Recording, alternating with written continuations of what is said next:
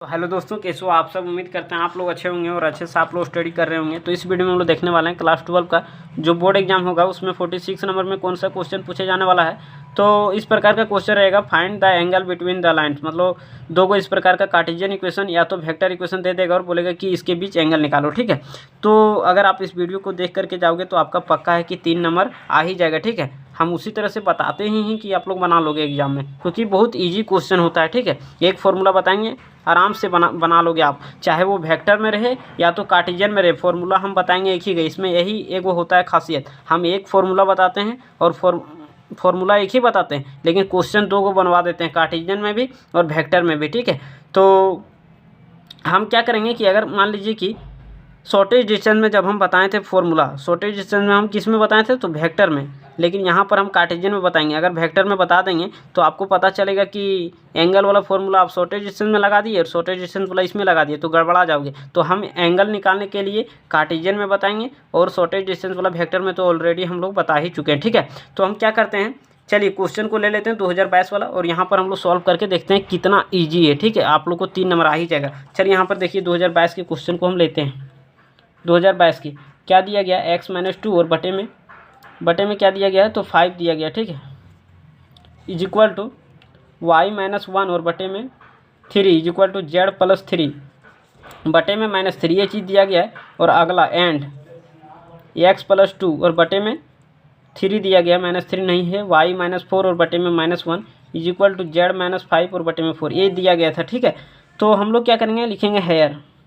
हम लोग Cartesian equation का जनरल फॉर्मेट जानते हैं, क्या होता है, x-x1/a is equal to y-y1/b is equal to z-z1/c, ये चीज़ होता है। ठीक है, तो अगर ये एक लाइन रहेगा तब, अगर 2 लाइन रहेगा तो क्या बोलेंगे इसको, a1 b1 c1, एक और लाइन रहेगा तो a2 b2 c2, इस प्रकार से। तो यहाँ लिखेंगे हेयर, मतलब नीचे वाला से हम लोग को ज़रूरत है, क्या लिखेंगे a1, तो a1 मतलब क्या होगा 5, b1 क्या होगा तो 3, c1 क्या होगा तो -3। ठीक है, ये हो जाएगा हम लोग को। और दूसर का लाइन है तो a2 b2 लेंगे, तो a2 बराबर कितना हो जाएगा 3, b2 बराबर कितना हो जाएगा -1, c2 बराबर कितना हो जाएगा तो c2 बराबर 4 हो जाएगा। ठीक है, तो ये हम लोग का मान पता चल गया। अब हम लोग जानते हैं फॉर्मूला, वी नो दैट, याद रखिएगा ये फॉर्मूला तभी लिखना है जब कार्टेशियन में रहेगा। और मान लीजिए कि कार्टेशियन में नहीं दिया, वेक्टर में दे दिया, तो वो भी हम बताएंगे अभी। ठीक है, तो देखिए कोस थीटा बराबर होगा a1 a2 सटा के प्लस b1 b2 सटा के प्लस c1 c2 सटा के। ठीक है, और divided by root under a1 का स्क्वायर प्लस b1 का स्क्वायर प्लस c1 का स्क्वायर रूट अंडर a2 का स्क्वायर प्लस b2 का स्क्वायर और प्लस में क्या हो जाएगा तो c2 का स्क्वायर हो जाएगा। कोई दिक्कत नहीं, दिक्कत।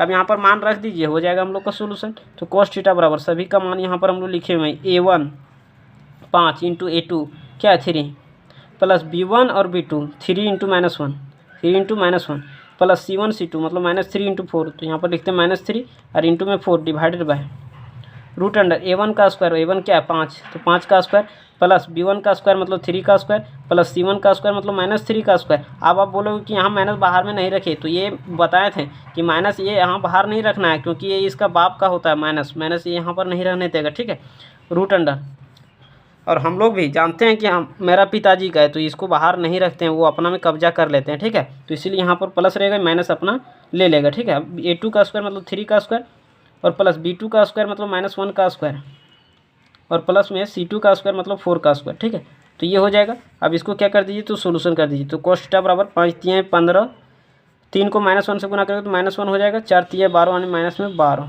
मतलब यहाँ पर 3 हो जाएगा डिवाइडेड बाय रूट अंडर 5 का स्क्वायर 25 प्लस 3 का स्क्वायर 9 और प्लस 3 का स्क्वायर 9 रूट अंडर 3 का स्क्वायर 9, 1 का स्क्वायर 1 प्लस 4 का स्क्वायर 16, ये हो गया। ठीक है, अब देखिए यहाँ पर क्या हो जाएगा, cos theta is equal to 15, 12 और 3 15, 15 में से 15 हो जाएगा 0 और बटे में नीचे कुछ भी आए उससे हमको क्या मतलब है, ऊपर अगर 0 रहेगा तो क्या हो जाएगा 0 हो जाएगा। ठीक है, लेकिन लिख देते हैं 9 9 18 और 25, 18 और 25 कितना हो जाएगा तो 8 5 13 3 बाकी तो 1 2 3 और 1 4 यानी 43 आने वाला है।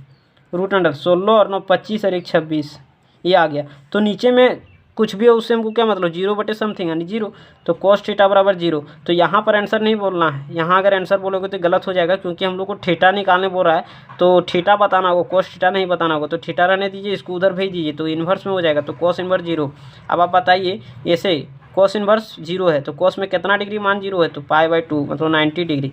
तो ये हो जाएगा हम लोग का आंसर। उम्मीद करते हैं समझ में आया होगा। ठीक है, तो अब हम क्या करेंगे, तो अब हम 2024 वाला करेंगे। ठीक है, आप लोग को पता चल गया कि इस क्वेश्चन में कि हम लोग को नीचे से मतलब रहता है, ऊपर से कोई मतलब नहीं रहता है। हम लोग को केवल किससे मतलब, नीचे वाला से मतलब, ऊपर से क्या मतलब हम लोग को, क्योंकि ऊपर का हम लोग का कोई ज़रूरत फॉर्मूला में नहीं है। अब आप बताइए, बहुत लोग क्वेश्चन देख करके यहाँ पर पिछला बार डर गए थे कि ये किस प्रकार का क्वेश्चन दे दिया, ऊपर में कुछ नहीं दिया है, तो बनाने से बहुत लोग घबरा गए। ठीक है, तो इसीलिए बता दें आप लोग को कि ऊपर से हम लोग को कुछ मतलब नहीं है, हम लोग को मतलब किससे, नीचे से। तो नीचे वाला तो डाटा दिया गया है, तो चलिए हम इसका भी सोल्यूशन करवा ही देते हैं। ठीक है, 2024 वाला, 2024 में क्या दिया गया था, तो x/1 is equal to y/0 is equal to z/3, और अगला दिया है x/4 is equal to y/5 is equal to z/0, ये चीज़ दिया गया। ठीक है, तो यहाँ पर हम लोग क्या लिखेंगे, हेयर a1 बराबर क्या है 1, b1 बराबर क्या है तो 0, और c1 बराबर क्या है 3।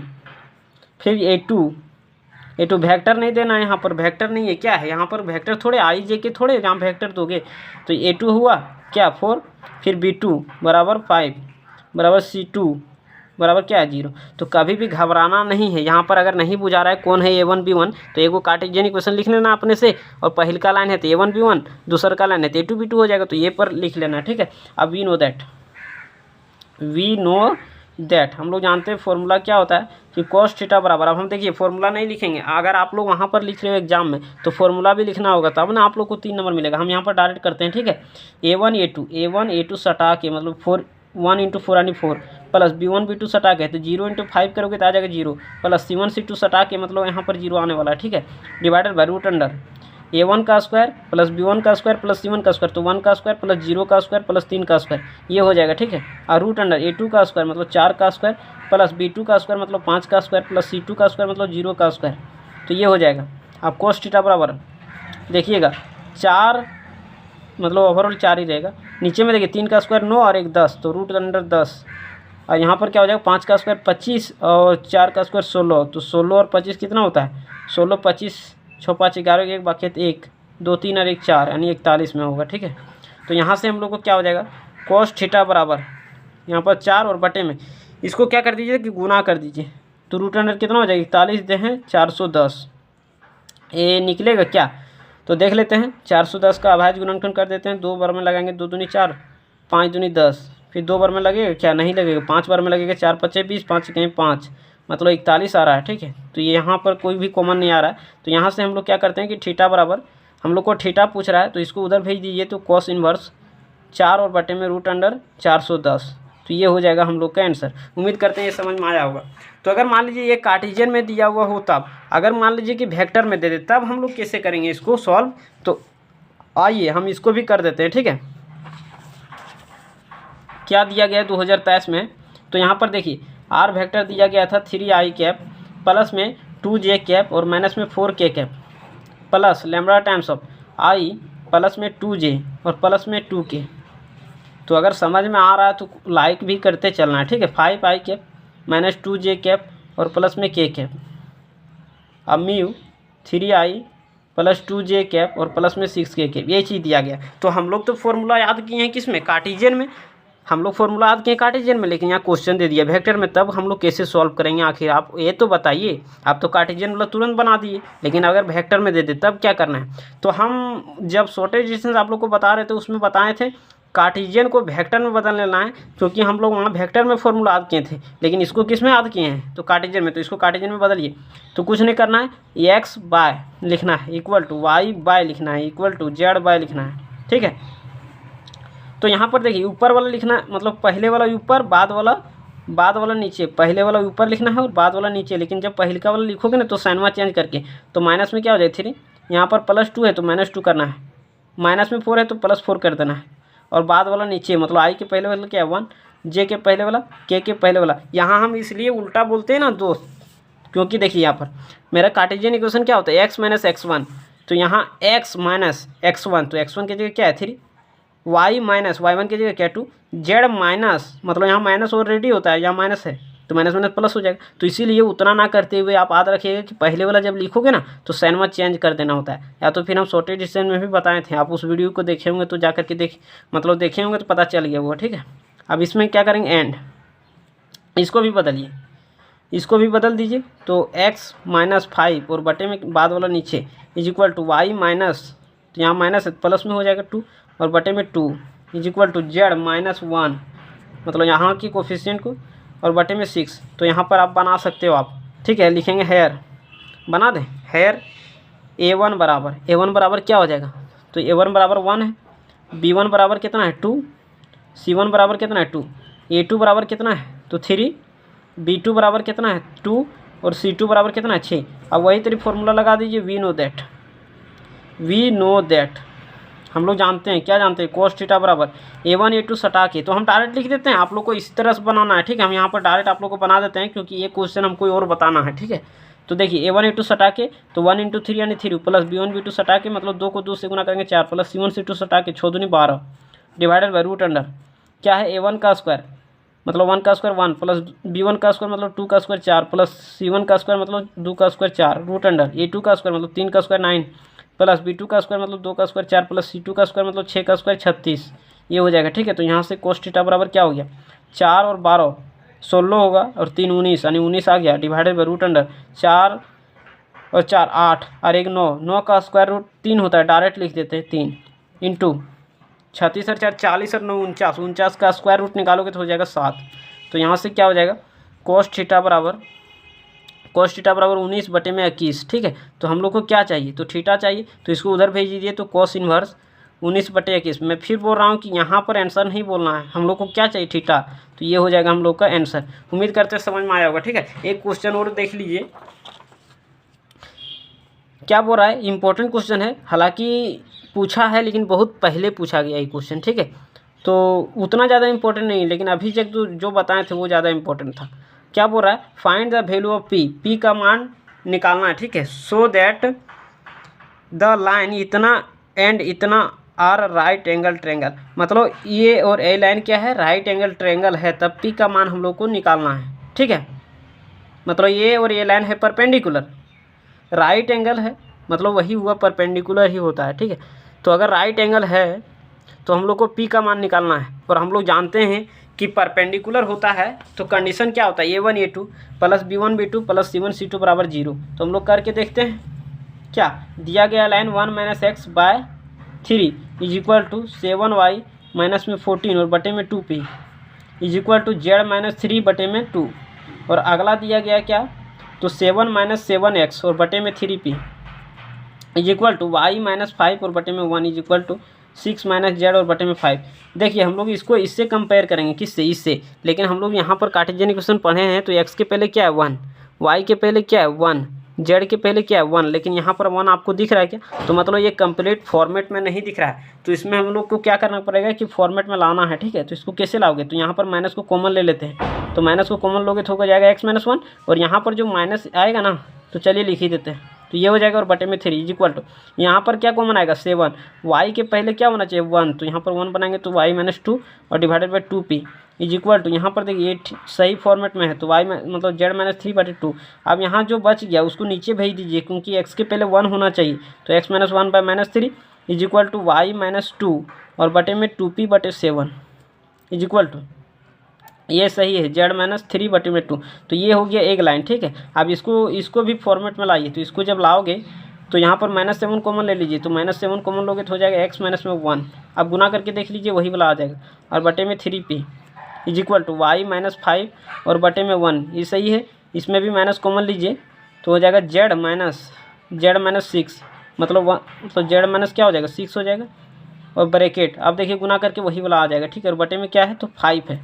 अब ये भी फॉर्मेट में अभी नहीं लग रहा है तो इसको नीचे लाइए, तो x - 1 बाय 3p बटे में -7 इज इक्वल टू y - 5 और बटे में 1 इज इक्वल टू z मतलब 6 और बटे में -5। तो ये हो गया हम लोग का, मतलब ये हुआ कन्वर्ट मेरा जनरल कार्टेशियन इक्वेशन में, ठीक है। अब यहाँ पर हम लोग हेयर लिखेंगे, हेयर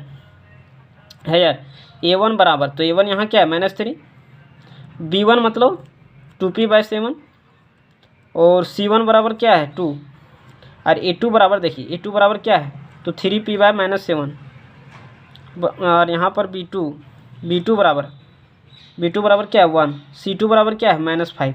ठीक है, और हम लोग जानते हैं क्या बोल रहा है, थोड़ा यहाँ पढ़िए, बोल रहा है क्या जानते हैं, find the value of P का मान निकालना है, सो दैट द लाइन इतना एंड इतना राइट एंगल मतलब परपेंडिकुलर है, ये दोनों लाइन परपेंडिकुलर है। अब परपेंडिकुलर का कंडीशन हम लोग जानते हैं क्या, वी नो दैट परपेंडिकुलर होता है तब क्या होता है, तब A1 A2 plus B1 B2 और प्लस C1 C2 बराबर 0। तो ये पहले से बोल दिया है कि परपेंडिकुलर है, तो अगर परपेंडिकुलर है तो इसके बराबर होगा। अब हम लोग क्या करेंगे, अब यहाँ से सॉल्व करेंगे, A1 A2 यहाँ रख दीजिए मान, तो -3 इंटू A2 मतलब 3p/-7 इज इक्वल टू नहीं plus B1 2p/7 into B2 कितना है 1 प्लस C1 2 इंटू C2 कितना है -5 इज इक्वल टू 0 लेकर के चलना। क्यों, क्योंकि पहले बोल दिया कि राइट एंगल है मतलब परपेंडिकुलर है। ठीक है, अब यहाँ सॉल्व कर दीजिए, तो माइनस माइनस कैंसिल हो जाएगा, 3 3 9p/7 और प्लस में 2p/7 गुना करोगे 1 से कोई फर्क नहीं पड़ेगा, यहाँ हो जाएगा माइनस में 10 इज इक्वल टू 0। 10 को राइट साइड भेज दीजिए, तो अच्छा देखिए यहाँ पर 9p 2p/7 इसको राइट साइड भेज दीजिए। अब जब नीचे सेम होता है तो ऊपर वाला डायरेक्ट जोड़ दिया जाता है, तो 9 और 2 11p/7 हो जाएगा। ठीक है, यहाँ पर देखिए 11p और /7 और मतलब इक्वल टू 10, ये क्रॉस कर दीजिए तो p बराबर कितना हो जाएगा 70 और ये 11 नीचे आ जाएगा, तो p बराबर 70/11, तो ये हो जाएगा हम लोग का आंसर। खैर ये उतना ज़्यादा इंपॉर्टेंट नहीं था, लेकिन इसको भी एक बार देख लेना है। ठीक है, तो चलिए आज के लिए इतने रखते हैं, लेकिन हाँ अगर आपको बता दें कि एक क्वेश्चन तो हम करवा ही दी, ये भी करवा दिए, आपको ये सब बना के देख लेना है। ठीक है, ए वाला बना लेना है और एक आध दो और बना लेना है। अगर आपको समझ में नहीं आ पा रहा है तो क्या करना है कि मेरा व्हाट्सअप नंबर पे कॉल कर लेना है और पूछ लेना है कि कहाँ आपको दिक्कत हो रहा है। अगर दिक्कत हो रहा है तो, और नहीं दिक्कत हो रहा है, अगर मान लीजिए छोटा मोटा दिक्कत हो रहा है तो आप मैसेज करके भी पूछ सकते हो।